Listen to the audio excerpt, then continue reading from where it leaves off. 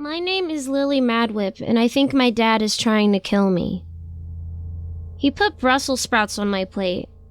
I know for a fact that Brussels sprouts are poison.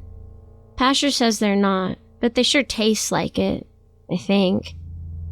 I never ate real poison, obviously. My brother Roger once knew a kid who drank so much cinnamon that he had to go to the hospital because it was eating away the inside of his tummy. That's what it feels like when I eat Brussels sprouts, like they're eating away at my insides. Eat your breakfast, please, Lily, my mom tells me. They're both trying to kill me. Brussels sprouts aren't even for breakfast. What kind of parents make their child eat Brussels sprouts for breakfast? I ask them this question. What kind of parents make their child eat Brussels sprouts for breakfast? You were told last night if you didn't eat them with your dinner, you were getting them cold in the morning, Dad says from behind his newspaper. Oh yeah. Brussels sprouts taste like garbage. I haven't eaten garbage either, but I've smelled it and it smells like Brussels sprouts. Lillian Alexandra Madwhip.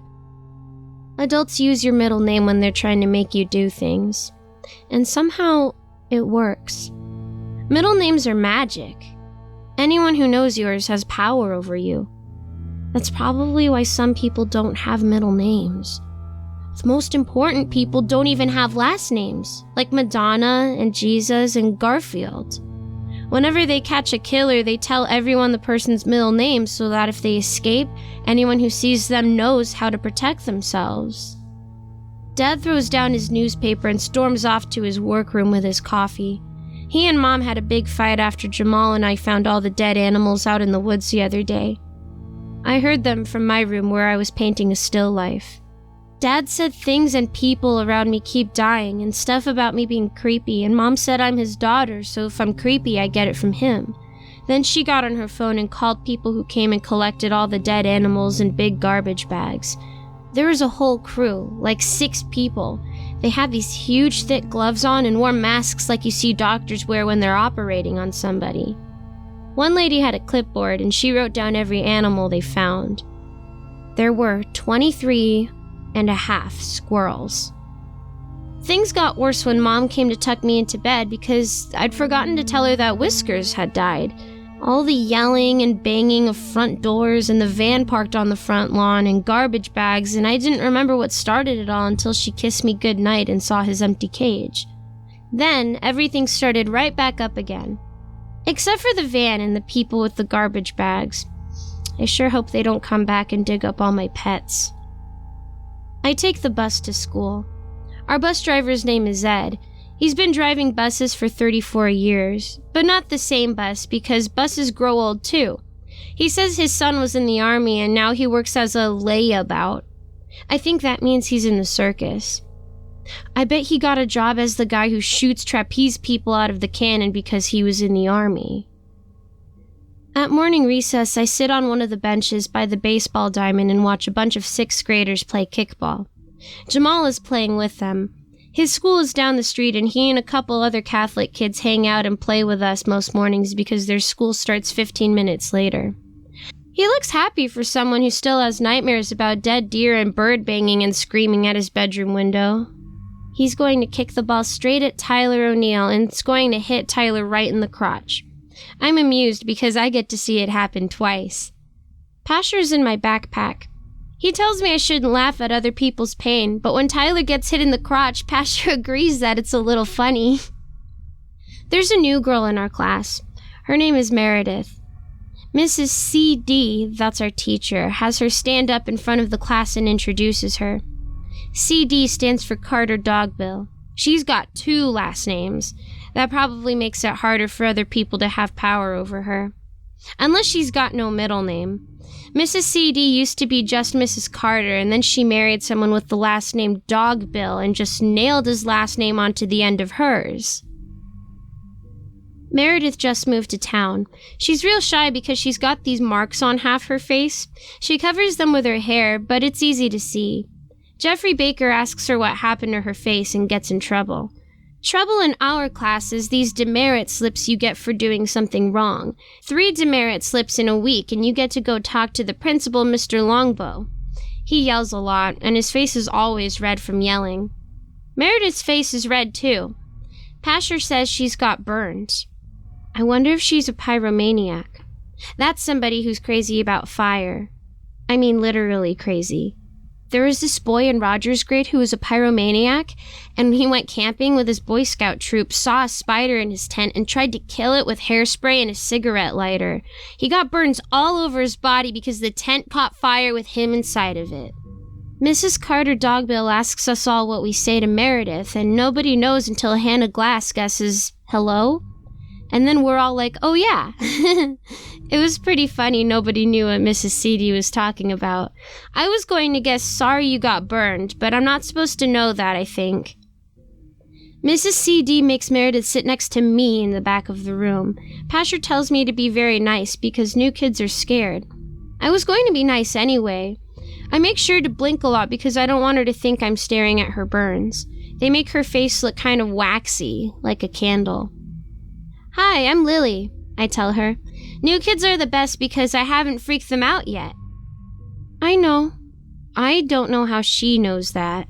Maybe some other kids already told her about me. I hope it wasn't Rachel whose dog died from seizures. Meredith pulls stuff out of her backpack. She's got a green pencil that's all glittery and has a rainbow eraser. Her notebook is 3 subjects, so it's already 3 times better than mine. She pulls out a Barbie doll and sets it on the front of her desk like I do with Pasher, and this thing is horrifying. It's got no clothes at all, and most of its hair is missing. There's black scorch marks on its face, and one of its hands is melted into a lump. I can't help it. I gotta stare at this doll. This is Barbie, Meredith says and turns her Barbie toward me. Oh God, its face is kinda melted too. I make Pasher salute Barbie. This is Pasher. But then I feel bad because Barbie doesn't have articulated limbs like Pasher, and her hand is a lump anyway. Meredith sits next to me at lunch. Nobody else sits by me, so new kids usually end up there. But she doesn't just sit at the table, she sits next to me. She has a purple lunchbox with planets and comets on it. I have a paper bag with my name on it in Sharpie. Her lunch is a peanut butter sandwich and some carrot sticks and a plastic bottle of lemonade with, oh my God, she has Oreos.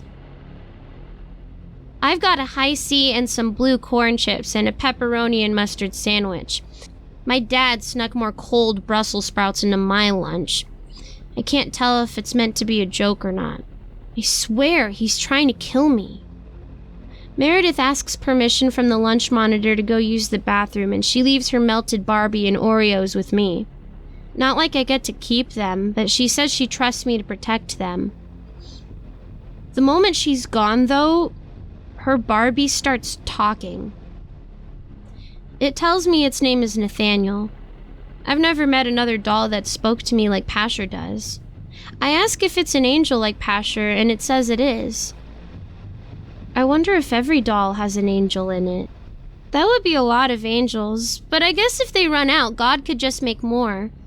I ask Nathaniel if Meredith knows he's an angel, and if he minds being a melted Barbie with boobies. No and no. Then he tells me that Meredith has a gift like me. I ask him if she sees things before they happen, and he says that she doesn't. He says her gift is that she burns things. Like a pyromaniac? Kind of. Has she ever burned a spider in a tent? No. She burned her parents, though. Burned them right up. They're not even buried like Roger is. They're ashes, and they got scattered in a park. He says Meredith lives with a foster family now, and they don't know that she burns things. They try to be nice to her, but she's always sad because she knows she burned up her folks and she misses them. It's okay for her to be sad, Nathaniel says, but if she gets angry, I need to get away. That's when she starts burning things. Meredith comes back and Nathaniel goes quiet. She looks happy because I guarded her Oreos and melted Barbie, but I'm scared now because what if someone hits her with a dodgeball in gym class and she sets us all on fire? The boys want to play dodgeball all the time because it's the only time they can hit us girls and not get in trouble. The bell rings for afternoon recess, and Meredith lets me have one of her Oreos because all I got left are Brussels sprouts. "Do you want to play on the swings?" she asks. "Okay."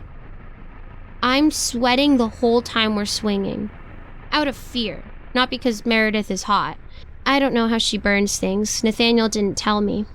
I think she uses her mind, but maybe she has laser eyes like Superman and Cyclops. Those are comic book characters, though. They're not real. Lisa Welch and her crew of jerk girls start coming over.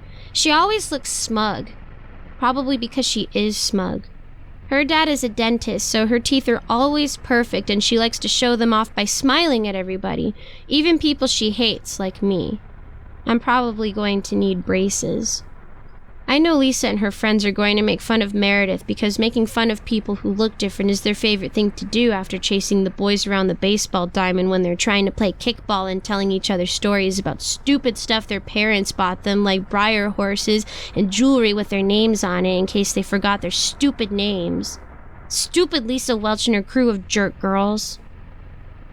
"Hi, Lily," Lisa says. She makes it sound like she's singing when she says hi. I guess that's how smug people do things. "Who's your new friend?" I hop off the swing and stare at Lisa because I'm good at staring. "If you don't go away, you're going to trip and break your front tooth on a rock." I'm lying, but Lisa Welch and her crew of jerk girls don't know I'm lying. They just know that I tell people things before they happen. She covers her precious mouth and starts to run away.